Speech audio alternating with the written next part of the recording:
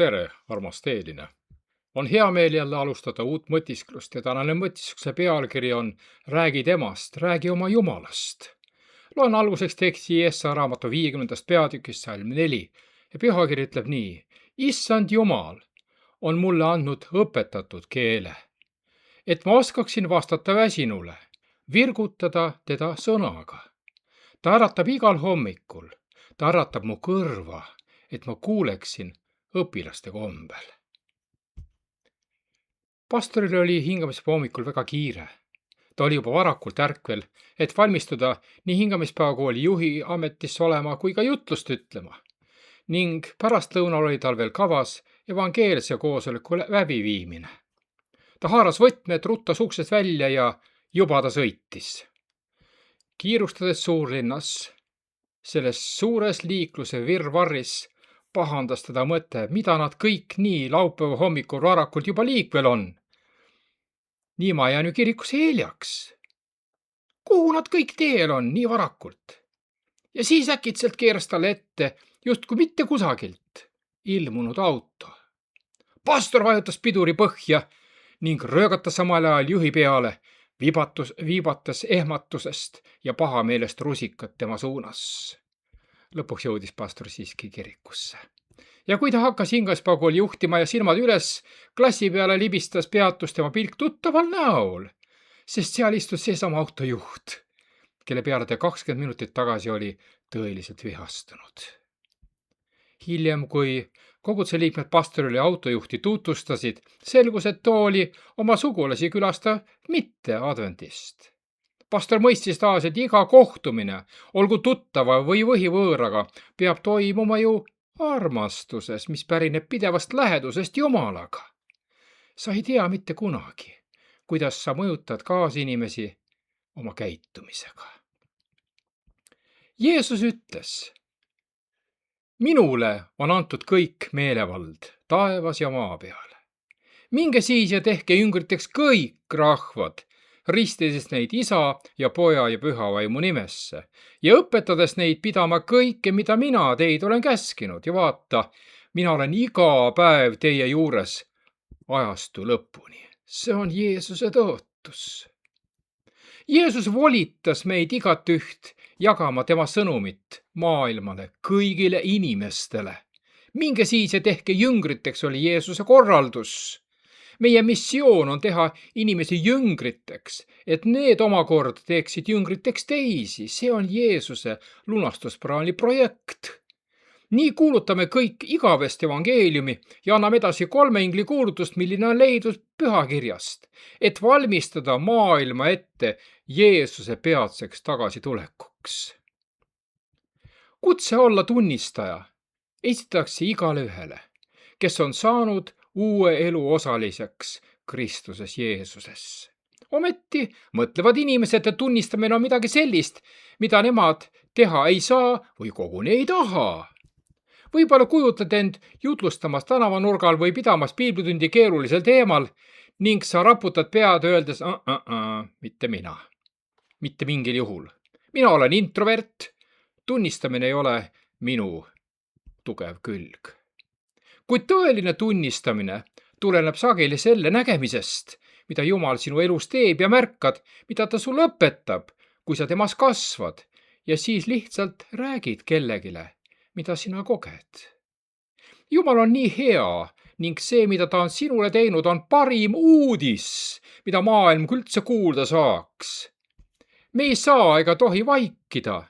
Tema on meid lunastanud, tema on sind nimepidi kutsunud, sa oled tema oma. Kas saab kellegi jaoks oli kuskil veel paremat sõnumit, kui see on antud sinule, et sa sellest räägiksid? Varakristliku koguduse aegsed jüngrid polnud saanud rabidelt õpetust ega olnud haritud kõnelejad, aga ometi õpime neilt midagi. Aga mida siis konkreetselt?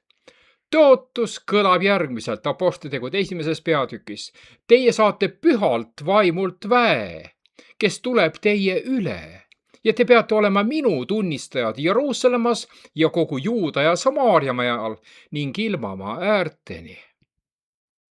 Ja kuulake nüüd, kuidas see tegelikult teostus. Apostlitegude 4. peatükis öeldakse, et kui kokku kogunenud usujuhid nägid Peetruse ja Johannese kartmatust ja teada saades, et nad on õppimata ja lihtsad mehed, panid nad seda imeks. Nad tundsid ära, et need mehed olid olnud koos Jeesusega. Niisiis meie tunnistus tuleks edastada sundimatult, aga samas jõuliselt. Siin on peidus 2 põhilist kontseptsiooni. Esiteks, tunnistamise motivatsioon ja teiseks, tunnistamine ilma mingi sunduseta. Mõlemate alustalaks on armastus. Jumala armastus meie vastu ja tema armastus meis teiste vastu.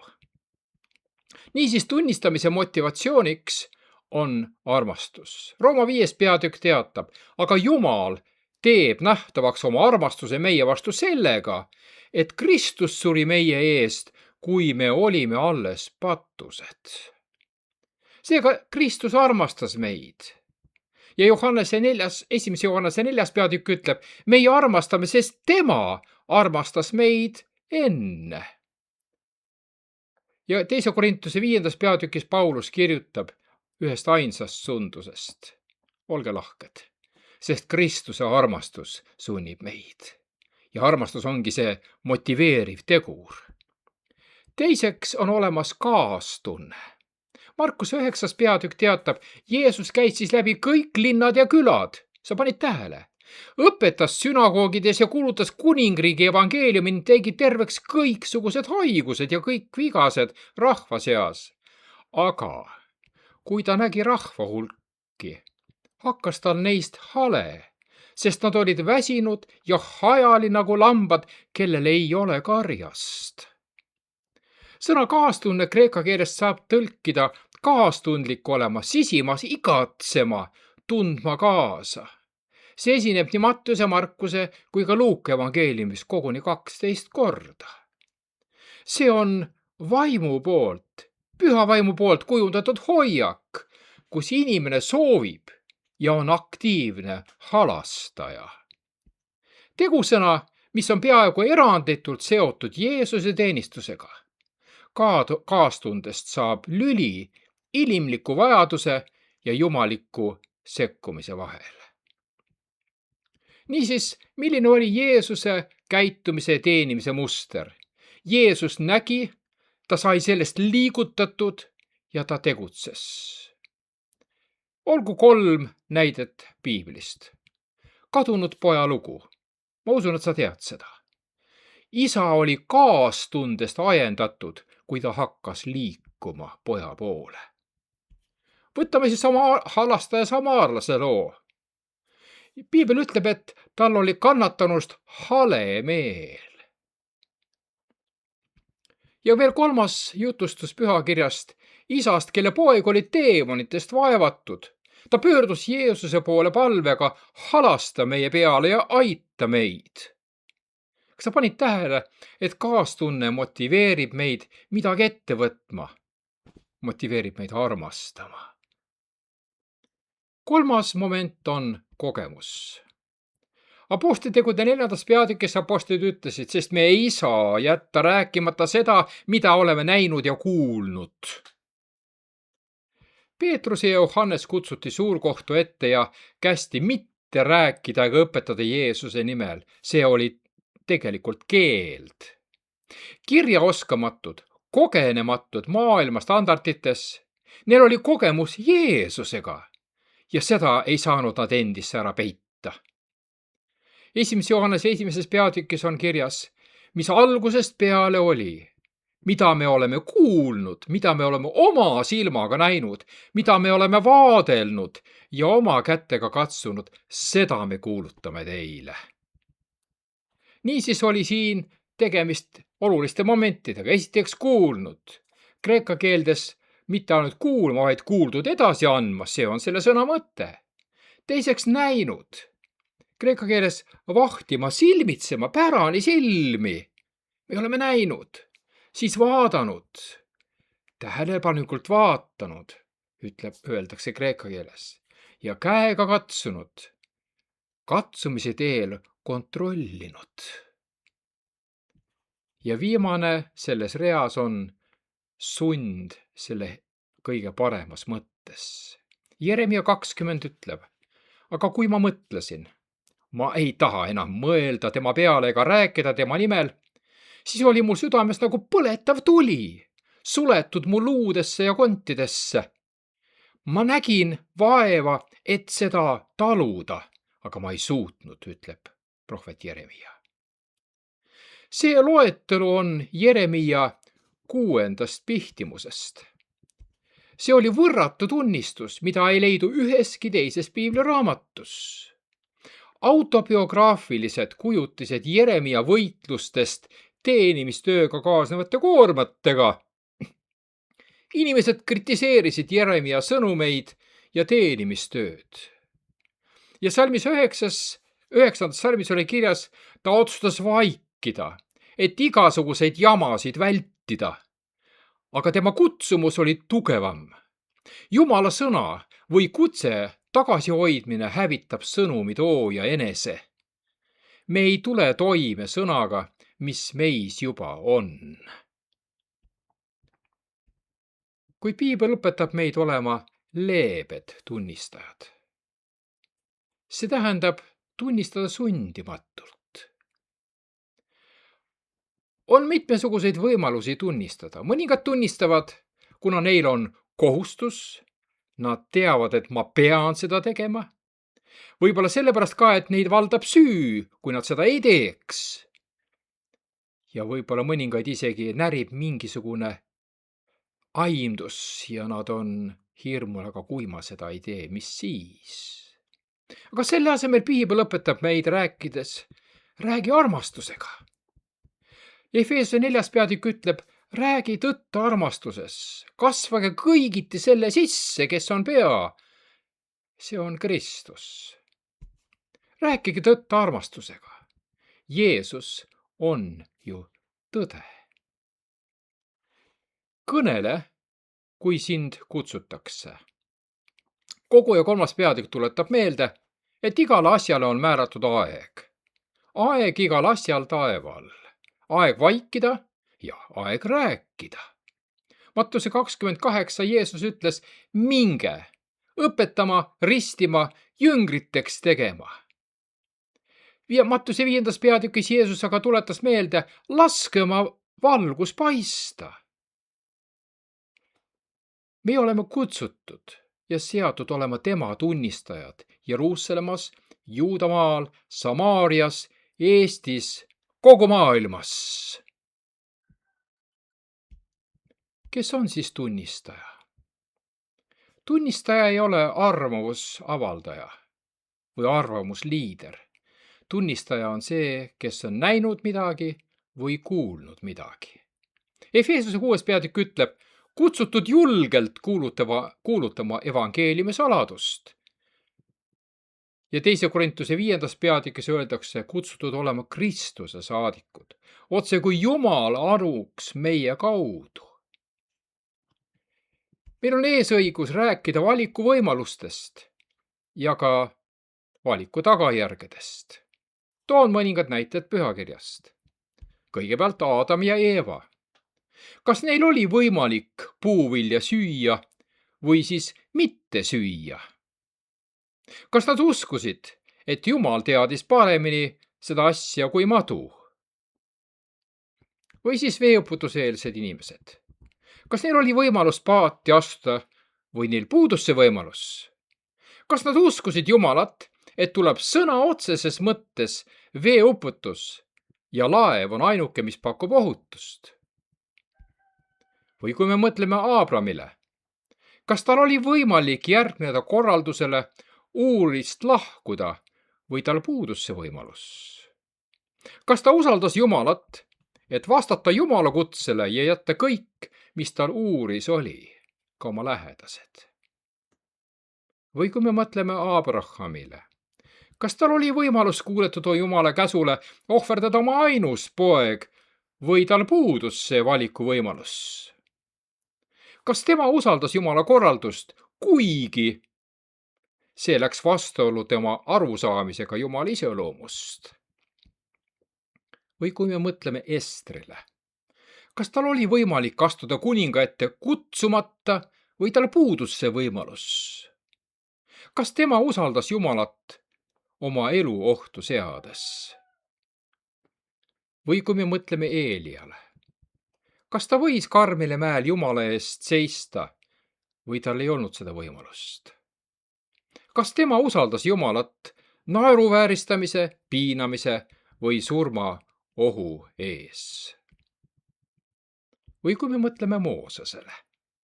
Kas tema võis usaldada Jumalat Punase mere lõhestamisel, toidu ja vee pakkumisel kõrbes, Kaanani vallutamisel või tal puudus see võimalus? Kui me mõtleme Maarjast. Kas temal oli võimalus vastu võtta Jumala kutse, olla Messia ilmaletooja rollis või tal puudus see võimalus? Kas tema usaldas, et see oli Jumala hääl?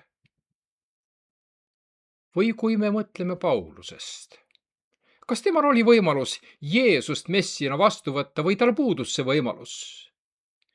Sa panid tähele, et igal mainitud juhul taandub valik usaldusele. Kui mina ja sina usaldame Jumalat, oleme valmis valima tema tee. Seega tunnistamine hõlmab Jumala iseloomu jagamist. Joosua 24 ütleb, valige ennastele täna, keda te tahate teenida. Kas neid jumalaid, keda teie isad teenisid teispool Eufrati jõge, või eemarlaste jumalaid, kelle maal te elate?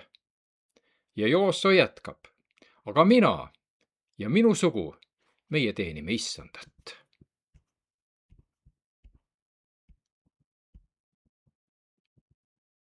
Kuidas siis jagada arusaamist ja uskumust Jeesusest? Jeesaja raamatu 50. peatükk ütleb nii. Issand Jumal on mulle andnud õpetatud keele, et ma oskaksin vastata väsinule, virgutada teda sõnaga. Ta äratab igal hommikul. Ta äratab mu kõrva, et ma kuuleksin õpilaste kombel. See ongi tänase mõtiskluse raamistus. Jumal varustab oma rahvast rääkima, mitte juhuslikult, vaid õigel ajal ja seda ka väsinuile. Jumal on see, kes võimestab oma lapsed. Pane tähele fraasi, Issand Jumal on mulle andnud. Heebrea keeles on siin sõna Natan, sõna, millel on suur tähendus. See tähendab anda, usaldada, tarnida või kinkida ja seda paindlikult. Enne kui uurime, kuidas me võiksime jagada, peame tähele panema, mida Jumal käskis prohvetil teha. Ta ütles, räägi väsinule, räägi sobivalt, räägi õigel ajal. See kordab Jeesuse enda missiooni käsku, millise leiame Luuka 4. peatükis, kus ta kuulutab, et ta on võitud tooma häid sõnumeid murtud ja koormatud inimestele. Kas on ehk sinu ümbruseski selliseid? Kuna Jumal annab nii avaralt, siis tähendab see, et on ruumi isiksusele, on ruumi temperamendile, on ruumi erinevatele andidele. Jeesuse jagamine ei ole piiritletud ühe stiili või isiksuse tüübiga. Ühel kristlasel oli loomupärane võime võõrastele läheneda sellistes kohtades nagu Rimi ja lihtsalt öelda, tule minuga kirikusse. See saab olema sulle eriline kogemus. See oli tema and. Teised võivad tunda, et mina ei ole ju evangelist. Aga Jumal ei piira oma tööd sellega, mida meie arvame end suutvat teha. Tema avardab meid sageli üle meie ootuste. Evangelism näeb vahest välja hoopis teistsugune, kui meie seda eeldame ja mõtleme. Kord kadus Doug Batchelori evangeelsel koosolekul elekter. Seadmed lakkasid töötamast, kõik seiskus. Ja siis keegi noormees tuli vaikselt tagantpoolt ette, lahendas probleemi ja taastas elektriühenduse ning Doug Batchelor võis jätkata. Sel hetkel sai kõigile selgeks üks tõdemus. See noor mees oli evangelist.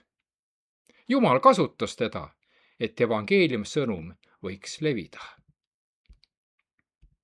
Mõnikord tähendab Jeesuse jagamine lootuse selgitamist, mitte agressiivselt, vaid ustavalt. 1. Peetruse 3. peatükk ütleb, aga pühitsege Issandat Jumalat oma südameis ja olge alati valmis andma vastust igaühele, kes teilt nõuab aru lootuse kohta, mis teis on, tasaduse ja kartusega, hea südametunnistusega, et kui nad teist halvasti räägivad nagu kurjategijatest, siis häbeneksid need, kes teie head eluviisi Kristuses laimavad. Seda nimetatakse sageli usu kaitsmiseks, kuid pühakiri esitab seda täpsemalt tunnistusena. Siinjuures on mõningad asjad, mis väärivad kõrva taha panemist. Esimene nipp asja juures on see, et ära tülitse. Tülitsemine ei too au Kristusele. Vaidlemine teeb südame kalgiks. Tülitsemine varjutab iseloomu. Meie kõige valjem jutlus on see, kuidas meie elame. Jumala sõna ei vaja, et me selle eest vaidleksime. Jumala sõna räägib ise enda eest. Kuid meie ettevalmistus on väga oluline. Sest korraldus olge alati valmis. Me peame õppima, meil on vajadus olla juurdunud. Me peame hoidma oma südameid puhtana. Ja me ei saa ju jagada seda, mida me ei tea. Pühakiri õpetab meid rääkima alandlikkuse ja aukartusega. Mis asi on alandlikkus? Alandlikkus on kontrolli all olev jõud. Aukartus on aupaklikkus.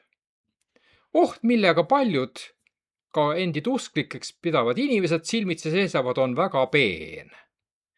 See seisneb selles, kui keegi on oma meelest õige ja see on tema jaoks joovastav. See võib anda inimesele koguni tiivad. Aga ingliskeelselt tõlgituna on selline vanasõna olemas. Enne, kui sa otsustad lennata, hangi omale kvalifikatsioon.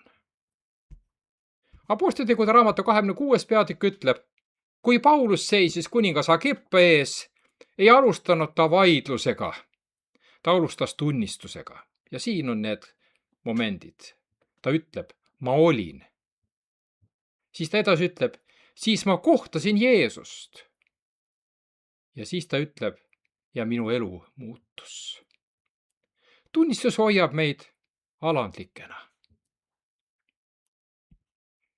Mida siis teeb meie tunnistus? See tuletab meile enestele meelde, kust Jumal meid välja tõi. See kaitseb meie vaimu uhkuse eest. See annab ligipääsu südamesse, mida vaidlustega ei saavutata eales. See kasvatab meid ja see on mõjus neis, kes seda kuulevad.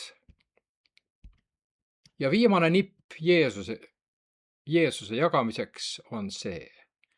Hoia oma tunnistus valmis. Valmista see kodus. See on üks võimsamaid tööriistu, mille Jumal sulle on andnud. Jumal ei vaja sind vaidluste võitmiseks. Ta kutsub sind jagama seda, mida ta on sinu elus juba teinud. Paljud teavad omast käest seda piina ja südamevalu, kui tugevas vaimulikus kodus kasvanud laps valib kõigest hoolimata loobuda sõprusest Issandaga. Piiblis räägitakse Efraimist. Jumalast valitud rahvas kaldus Issandast eemale. Ja Hosea 4. peatükk ütleb, Efraim on liitunud ebajumalatega. Las tema läheb. Jumal ütleb niiviisi. Aga nüüd loen Hosea raamatu 7. peatükist. Ja kuulake, mida siin pühakiri ütleb. Efraim seguneb rahvaste hulka. Efraim on nagu kook, millel ei ole pööratud teist külge. Võõrad söövad tema jõu, aga tema ise ei märkagi. Temale on puistatud halle juukseid, aga tema ise ei teagi. Iisraeli kõrkus tunnistab tema enese vastu. Nad ei pöördu Jehoova oma Jumala poole ega otsi teda kõigest hoolimata. Efraim on otse kui tuvi, kohtlane ja taipamatu. Nad kutsuvad Egiptust ja nad lähevad Assurisse. Aga kui nad lähevad, siis ma laotan nende peale oma võrgu. Ma toon nad alla nagu taevalinnud. Ma karistan neid, nagu nende koguduses on kuulutatud. Häda neile, sest nad põgenevad minu juurest, ütleb Jumal. Hukatus neile, sest nad astuvad üles minu vastu. Mina tahtsin neid lunastada, aga nemad räägivad minu kohta valet. Nad ei hüüa südamest minu poole, vaid uluvad oma asemete peal. Nad lõikavad endile leinamärke vilja ja viina pärast. Nad mässavad minu vastu. Mina olen juhtinud ja kinnitanud nende käsivarsi, aga nemad kavatsevad minu vastu kurja.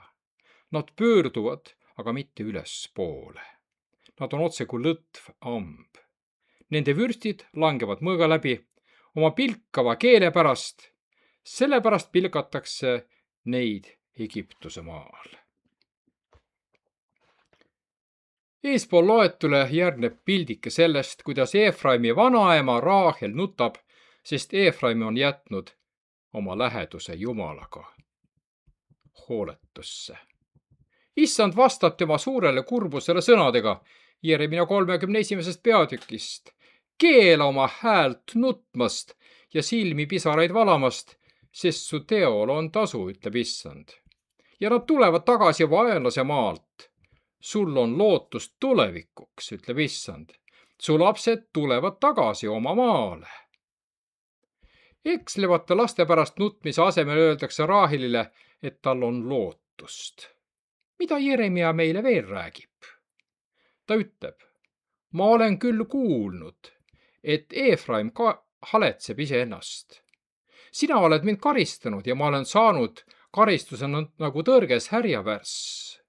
Too mind tagasi, et saaksin pöörduda, sest sina oled Issand, minu Jumal. Sest pärast taganemist ma kahetsen ja pärast mõistusele toomist ma löön enesele vastu puusa. Ma häbenen ja tunnen piinlikkust, sest ma kannan oma noorpõlve teotust.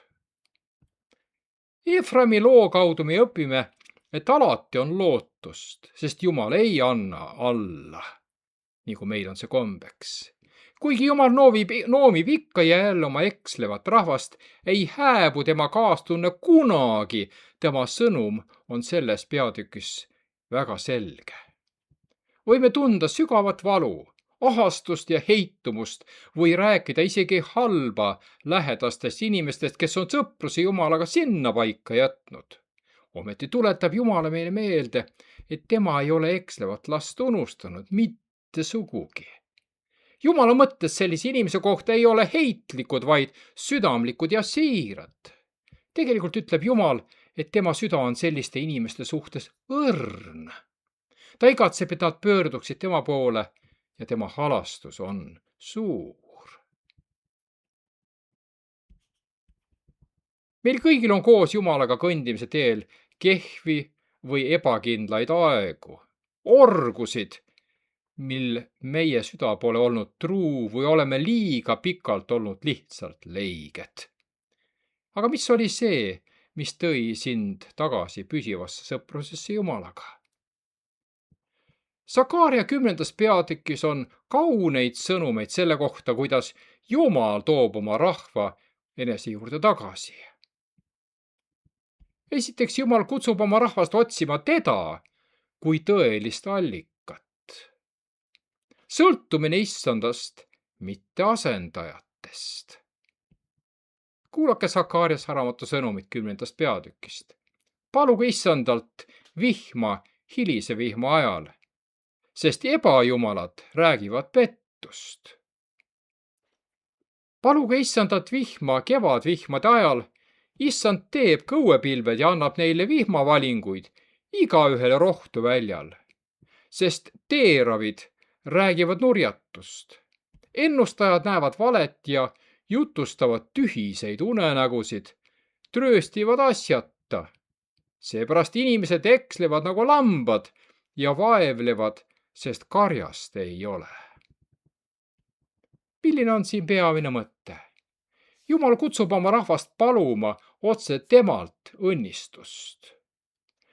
Väärad allikad nagu ebajumalad, ennustamine, tühi, paljas juhtimise struktuur toovad kaasa pettuse, valelohutuse ja sihitu elu. Milline on siin vaimulik õppetund?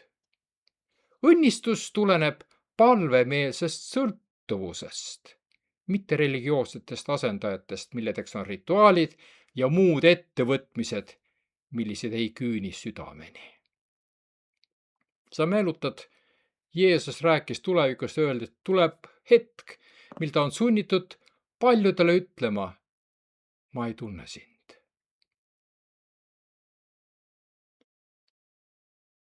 Teine moment kõlab järgnevalt. Jumala viha on suunatud vale karjaste, mitte lammaste vastu. Seega on jutt juhtide vastutusest ja jumalikust sekkumisest. Sakaaria 10. peatükist me loeme. Minu viha on süttinud karjaste vastu, sest vägede issand hoolitseb oma karja eest. Mu viha on süttinud põlema karjaste vastu ja ma karistan juhte, sest vägede issand tuleb katsuma oma karja Juuda sugu ja teeb nad oma toreda sõjaratsu sarnaseks. Neist enestest tuleb nurgakivi, neist enestest telgivai, neist enestest sõjaamb, neist enestest kõik võimukandjad. Üheskoos on nad kangelaste sarnased, kes sõjas tallavad tänavate pori. Nad võitlevad, sest issand on nendega ja ratsanikud hobuste seljas jäävad häbisse. Mis on siin see peamine mõte? Jumal noomib juhte, kes eksitavad ja jätavad hooletusse tema rahva.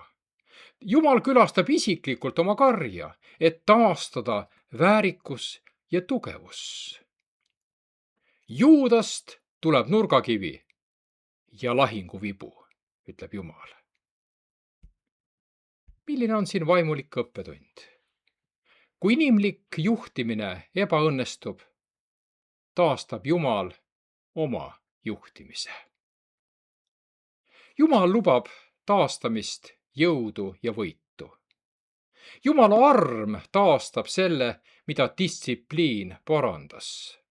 Ta ütles, ma teen tugevaks Juuda soo. Nad on nagu vägevad mehed. Piibel ütleb, Sakaaria 10. peatükk, ma teen vägevaks Juuda soo ja päästan Joosepi soo. Ma toon nad tagasi, sest ma halastan nende peale, nad on jälle, nagu ei olekski nad olnud ära tõugatud. Sest mina, issand, olen nende Jumal ja mina vastan neile. Ja Efraim on siis nagu kangelane ning nende süda rõõmustab otse kui veinist. Nende lapsed näevad seda ja rõõmustavad. Nende südamed hõiskavad issandas. Peamine mõte siin on ju see. Taastamine tugineb Jumala kaastundel. Jumal pöörab tagasilükkamise ja nõrkuse. Ja taastatud rahvas kogeb jõudu, rõõmu ja julgust issandast. Ja milline on siin vaimulik õppetund? Jumal mitte ainult ei andesta. Tema taastab kasulikkuse ja taastab rõõmu. Ja 4. punkt. Jumal kogub oma rahva kokku ja taastab nende identiteedi. Kes siis? Jumal muidugi. Lunastus viib paljunemiseni ja uuenemiseni. Kuulake, mida Sakaaria 10. peatükis öeldakse. Ma vilistan neile ja kogun nad kokku. Ma teen nad tugevaks issandas. Ma lunastan nad ja neid on siis niisama palju, nagu neid oli. Mina külvasin nad rahvaste sekka, aga nad meenutavad mind kaugetes maades. Nad jäävad elama koos lastega ja tulevad tagasi. Jumal ütleb, mina toon nad tagasi Egiptuse maalt ja kogun neid Assurist. mina viin nad Gileadimaale ja Liibanonile. Ikkagi ei leidu neile küllalt ruumi ja nad lähevad läbi Kitsikuse mere ja ma löön merelaineid ja kõiki Niiluse sügavikud kuivavad. Assuri kõrkus tõugatakse maha ja Egiptuse valitsuskepp peab taanduma. Jumal jätkab, mina teen nad vägevaks issandas ja nemad kõnnivad tema nimes, ütleb issand. Milline on siin peamine mõte? Kes on see, kes teeb ja kogub? Jumal kogub aktiivselt oma hajutatud rahvast. Ja lunastuse tulemuseks on rohkenemine, issanda meelespidamine, lepingulisest identiteedist tugev tugevus.